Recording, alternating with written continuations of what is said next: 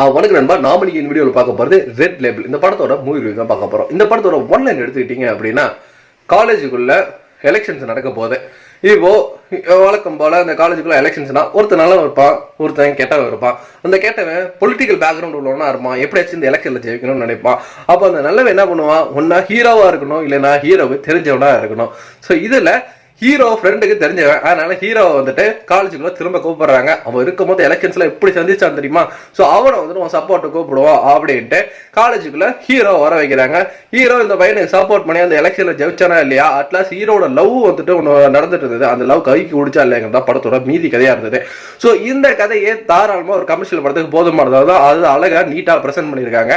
படத்துல ஹீரோ வரக்கூடியவரை அங்கங்க வந்துட்டு அவர் செய்யக்கூடிய சில சீன்ஸ், சில சேட்டைகள் அப்படிங்கிறது மாஸ்டர் படத்துல விஜய் ஜேடியா இருந்த அந்த ஒரு கதாபாத்திரத்தை ஞாபகப்படுத்துச்சு. அதே ஒரு காலேஜ் எலெக்ஷன்ஸ் அதுல இவங்க பண்ற விஷயம் அப்படிங்கிறது சின்ன சின்ன விஷயமா வந்துட்டு நல்லாவே இருந்ததுன்னு சொல்லலாம்.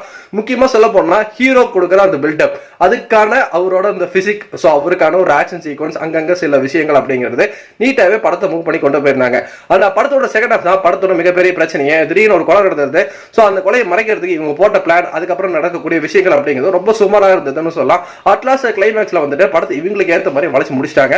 ஸோ இதை வந்துட்டு முன்னாடியே பண்ணியிருந்தாங்கன்னா அந்த 1 hour அப்படிங்கிறது தேவையில்லாம தான் போயிருக்கும் அப்படிங்கிற ஒரு எண்ணம் வரதா செஞ்சது.